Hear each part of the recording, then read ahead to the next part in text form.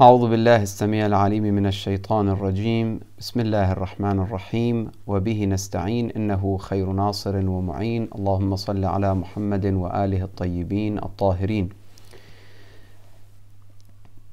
Aujourd'hui, je voulais vous parler de deux points essentiels parce qu'on commence de deuxième partie, si vous voulez, de notre échange sur l'histoire du chiisme et les questions qui tournent autour de la aqida shi'iyya, ça veut dire la croyance ou les théologies chez les chiites duodécimains, al-imamiyya al-ithna ashariya. Parmi les questions qu'il faut traiter et analyser ici, c'est la question des sources des chiites. Ça veut dire les chiites, ils se basent sur quel genre de sources.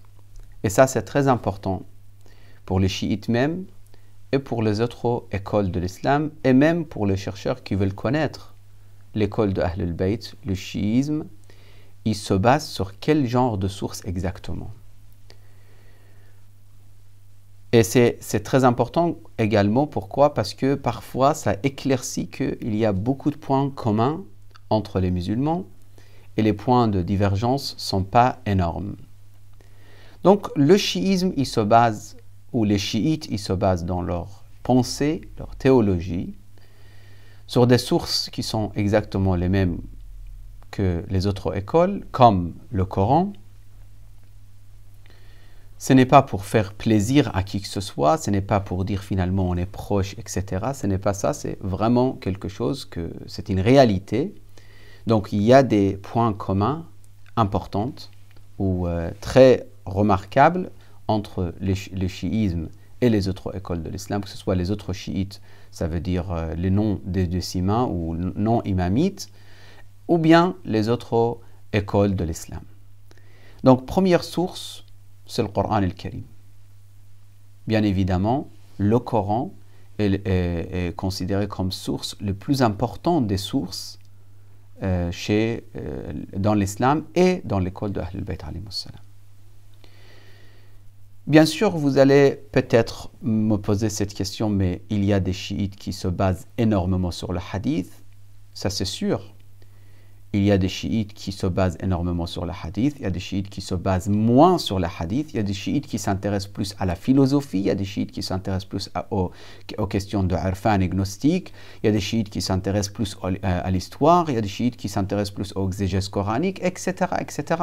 Ça n'a rien à voir avec l'histoire du chiisme. Ça, oui, ça a à voir avec, si vous voulez, l'histoire de différentes écoles du chiisme, il n'y a aucun problème. On peut mentionner cela. Mais finalement, le chiisme, quand on dit le chiisme d'aujourd'hui, on se base, on observe les premiers savants et les grandes lignes suivies jusqu'à aujourd'hui. C'est ça qu'on veut dire.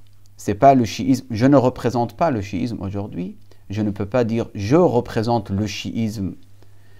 Ni quelqu'un d'autre, il peut dire je représente le chiisme. On représente nous-mêmes, on présente notre compréhension du chiisme. Mais il y a des grandes lignes qui ont été suivies par les grands chiites, les grands savants de l'islam.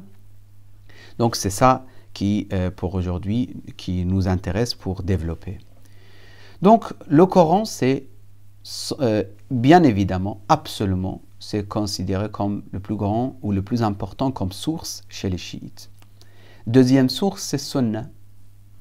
Vous allez me dire, as-sunnah, mais nous ne sommes pas des sunnites, nous sommes des chiites. Oui, sunnatun nabi. Ça veut dire les propos de notre noble prophète. Tout ce que notre noble prophète nous a transmis, ça c'est, en fait, on considère comme deuxième source après le Coran. Et est-ce que vous acceptez les propos mentionnés dans les livres des autres écoles ou non? Ça, c'est une autre question, ce n'est pas notre question d'aujourd'hui. Troisième source, c'est les propos de Ahl al-Bayt. Ça, cette partie, bien évidemment, c'est accordé, c'est bienfait d'Allah subhanahu wa ta'ala, ça veut dire les propos de Ahl al-Bayt, c'est donné que aux chiites duodécimains, parce qu'ils prennent les paroles de Rasulullah, mais après, le décès de notre noble prophète, il prend en considération les paroles des 12 imams et même de Fatima alayhi salam, bien sûr, et les 12 imams à partir de Amir al-Mu'minin, Imam Ali alayhi salam, jusqu'au 12e imam. Ça, c'est troisième source. Et quatrième source, il y a beaucoup d'analyses à faire sur quatrième source. Si vous le notez, c'est important. Quatrième source, c'est l'intellect. Je ne vais pas traduire par la raison. Certains le traduisent par la raison. En tout cas, moi, je vais dire directement al-aql. Après, plus tard, peut-être, on aura l'occasion de réfléchir sur le terme al-aql. Qu'est-ce que ça signifie exactement al-aql? Et l'analyse personnelle, l'analyse de chaque individu, etc. Mais ça, c'est très sensible, parce que, j'insiste, plus tard on verra, parce que certains vont dire, mais moi j'ai l'aql, donc j'analyse, et c'est la source de la religion. Non, ce n'est pas mes pensées qui sont considérées la source de la religion. Mes pensées ne sont pas considérées comme source de la religion. Mes pensées, grâce à mes analyses, ou l'analyse plutôt d'un savant, je ne suis qu'un étudiant, donc un savant, quand il analyse en se basant sur, attention, les trois sources que je viens de mentionner. Le Coran, le hadith de Rasulullah et le hadith de Ahl al-Bayt alayhi salam. Pour aujourd'hui, on va rentrer dans notre donc, première source. On va voir un petit peu ensemble le Coran. Al-Qur'an al-Karim. Sans doute, le Coran a eu une importance vraiment immense pendant l'histoire de l'époque de notre noble prophète, que les compagnons ils commençaient à mémoriser le Coran, les sourates, les versets, à les lire dans leurs prières, réciter dans leurs prières, les utiliser pour donner des conseils ou des prêches, etc., etc. Le Coran a eu une importance énorme dès le départ, dès le premier jour que Rasulullah il a commencé à appeler les gens vers Allah subhanahu wa ta'ala. Par rapport à l'importance du Coran al-Karim, je vous lis un hadith de l'imam al-Sadiq alayhi salam. L'imam al-Sadiq alayhi salam, et c'est pour ça que je vous dis, même l'importance du Coran, nous, on va le voir à travers notre noble prophète et à travers Ahl al-Bayt alayhi salam. Vous allez voir les hadiths qui sont mentionnés par Ahl al-Bayt alayhi salam. إن الله تبارك وتعالى أنزل في القرآن تبيان كل شيء. Tout était mentionné dans le Coran. Vous allez me dire, mais est-ce que telle règle de physique, de chimie, tel événement, telle épidémie, telle action, telle chose, tout est mentionné dans le Coran? Justement, non, c'est pas ça que je voulais dire. Tibyanu kulli shay, il y a un autre hadith qui dit, en fait, les bases de toute chose, c'est mentionné dans le Coran. أنزل في القرآن تبيان كل شيء حتى والله ما ترك الله شيئا. Bien sûr, toute chose existe. ولا رطب ولا يابس إلا في كتاب مبين. Ça c'est clair. Mais on ne parle pas de كتاب مبين chez les interprètes ou dans l'exégèse coranique. Ce n'est pas exactement le Coran que nous avons aujourd'hui dans nos mains, entre nos mains. حتى والله ما ترك الله شيئا يحتاج إليه العباد. Il dit, l'imam al-Sadiq alayhi salam, Allah n'a pas laissé quoi que ce soit que les gens ils ont besoin, des choses qu'ils ont besoin, il n'a pas laissé, il n'aura pas manqué en fait quoi que ce soit, et tout est mentionné, tout était mentionné dans le Coran al-Karim. حتى لا يستطيع عبد يقول, pour que aucun serviteur ose dire ou se prétendre dire لو كان هذا أنزل في القرآن. لو كان هذا أنزل في القرآن, ça veut dire de souhaiter en fait que cela soit descendu dans le Coran, telle chose ou telle chose. إلا وقد أنزل الله فيه, toute chose est mentionnée. Dans un autre hadith, il explique le premier hadith pour celui qui va dire écoutez, vous les musulmans, vous prétendez que tout est mentionné dans votre Coran, alors dites-moi telle chose, est-ce qu'il est mentionné, telle chose, est-ce qu'il est mentionné, etc., etc. Donc, il met en cause cette point de vue. Le deuxième hadith, il explique que c'est mentionné, mais comment? Ma min amrin yakhtalifu fihi ithnan. Toutes sortes de questions sur lesquels il y a des divergences entre deux personnes, إِلَّا وَلَهُ أَصْلٌ فِي كِتَابِ اللَّهِ عَزَّ وَجَلَّ. On retrouvera pour cette question asl. Asl, c'est base. Quand on dit asl, ça veut dire base. On retrouvera dans le Coran asl pour cette chose ou cette question.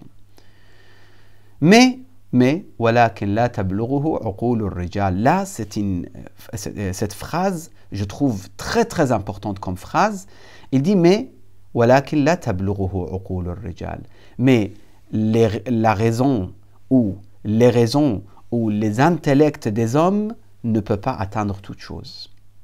Donc il y a des choses dans le Coran qu'il faut, pour les comprendre, frapper la porte de Ahlul Bayt alayhi salam.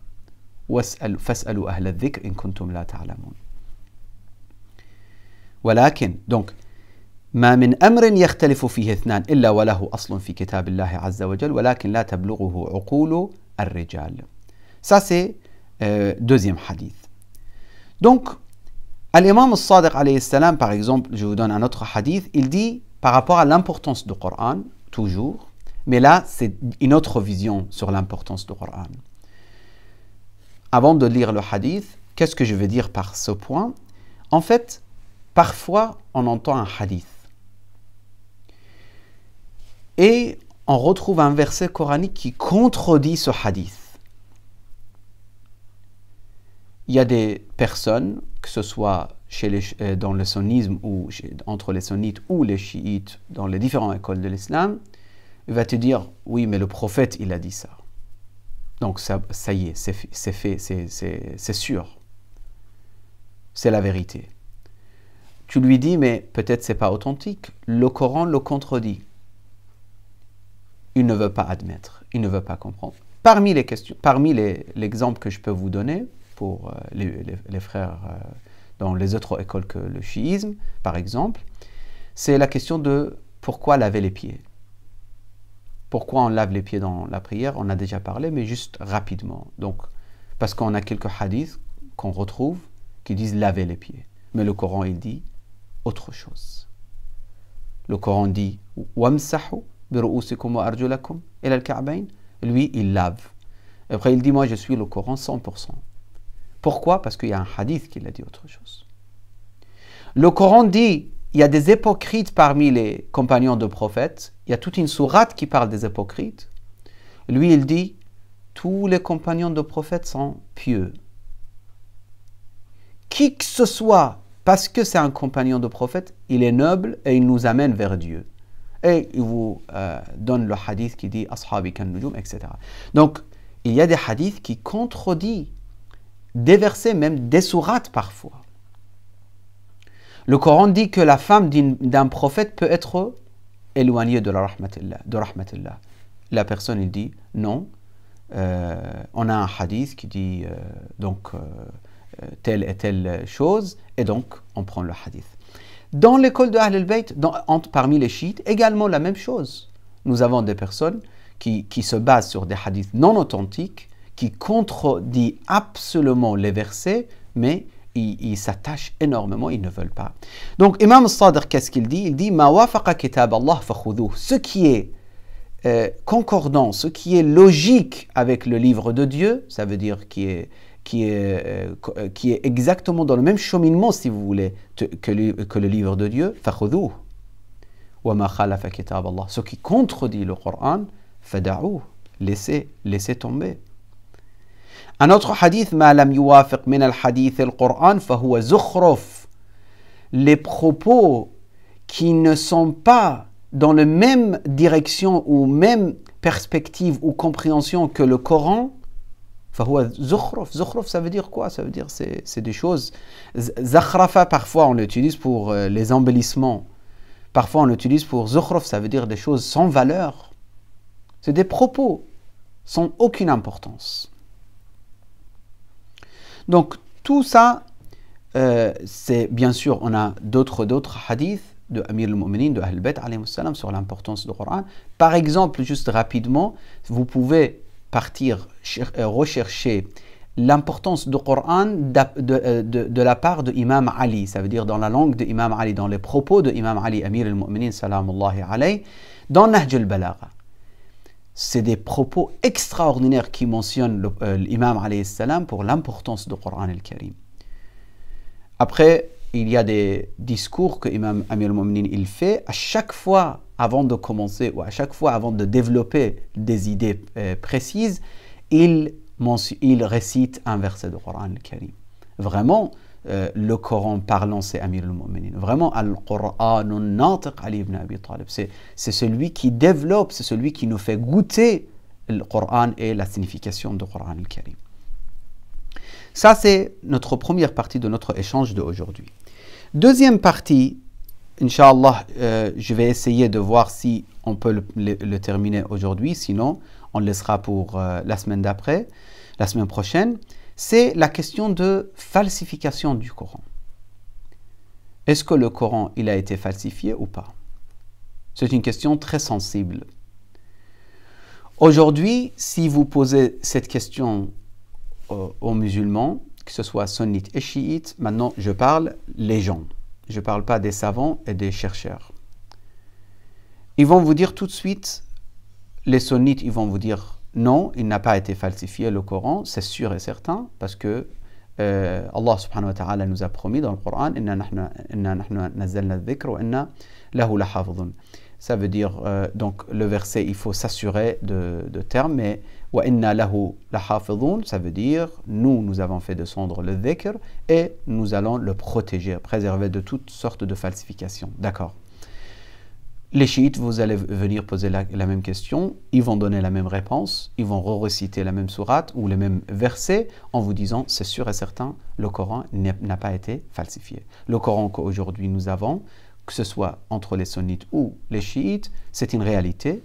Vous pouvez rentrer chez les sunnites, rentrer chez les chiites, ils ont tous le même Coran qui est parfois imprimé en Arabie, parfois il est imprimé en Égypte, parfois en Syrie, etc., etc. En Iran, en Irak, etc.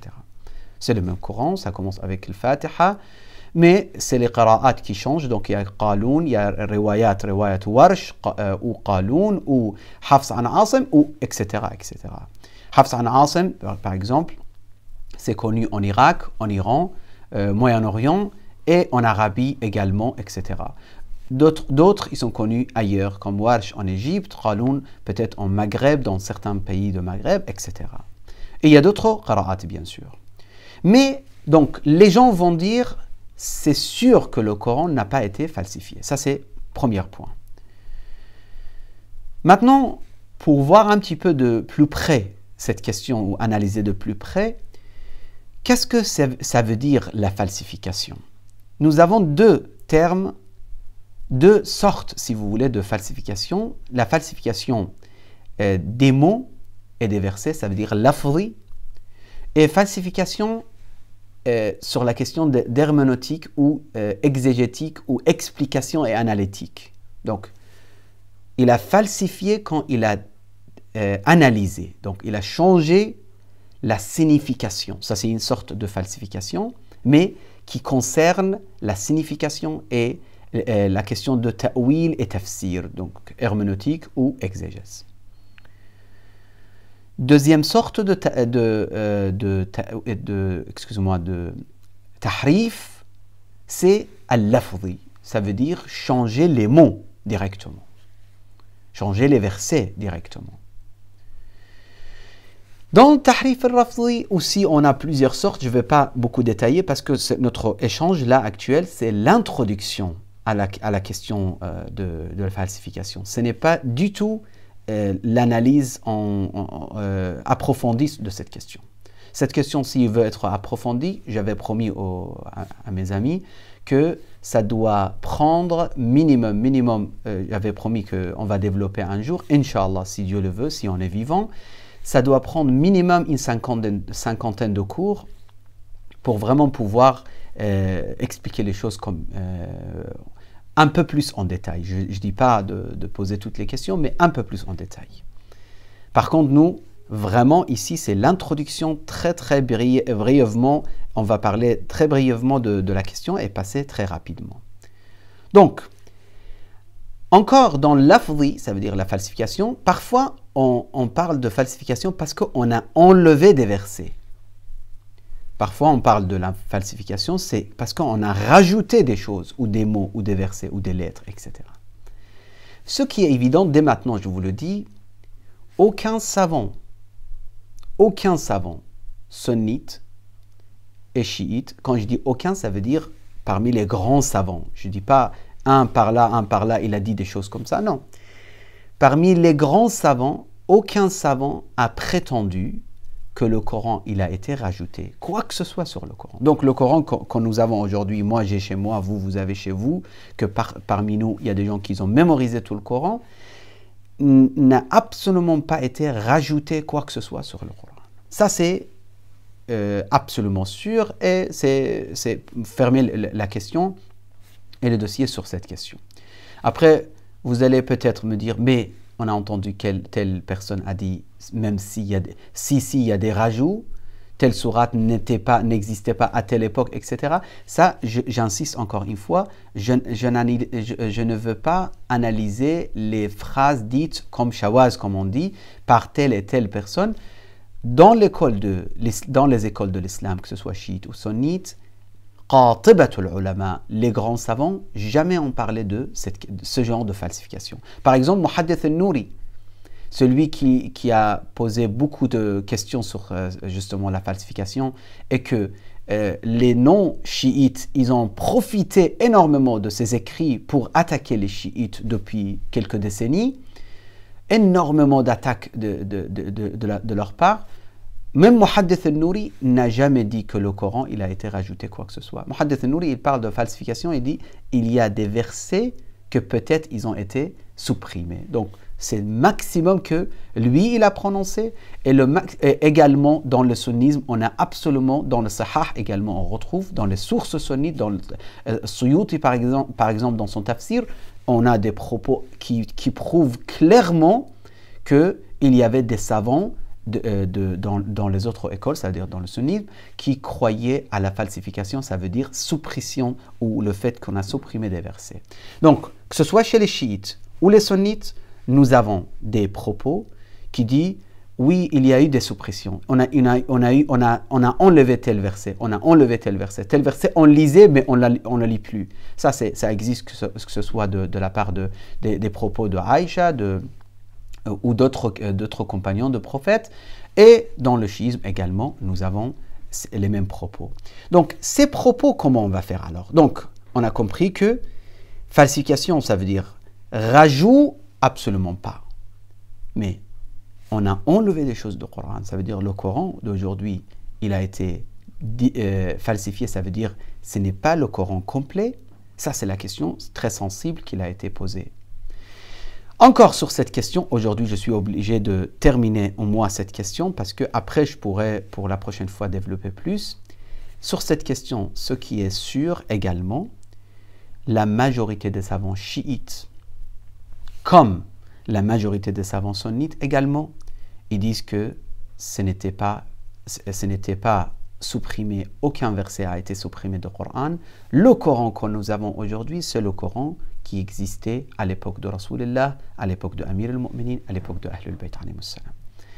Et ça, on a des arguments sur ça, on a énormément d'arguments, mais juste rapidement, je vous donne quelques noms, les plus grands savants chiites qui ont insisté sur ce point, en disant le Coran que nous avons, c'est le Coran de Rasulullah, sans aucune falsification.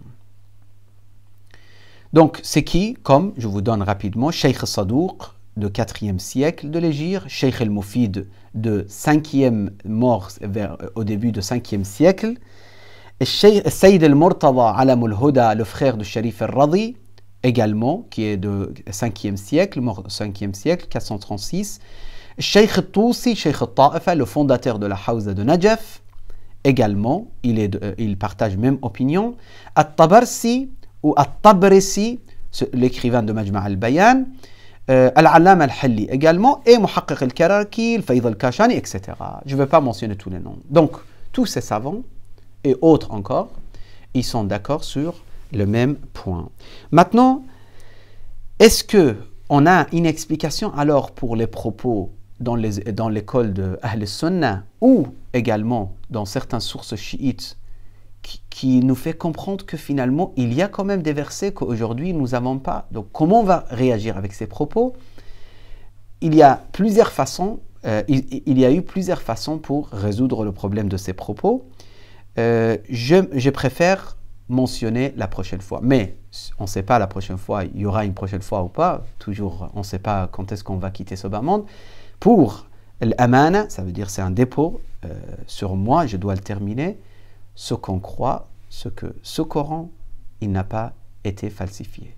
Le Coran actuel, c'est le Coran qu'Amir al-Mu'minin avait dit, tenez-le comme livre de Dieu et qu'il nous a conseillé de le lire et de l'utiliser dans notre vie. Maintenant, comment on va résoudre le problème des autres propos, que ce soit chez les sunnites ou les autres écoles de l'islam? Là, ça sera la question de notre prochain, Inch'Allah, échange. Wa sallallahu ala sayyidil anam, Muhammad al-Mustafa wa alihi al-Tahirin.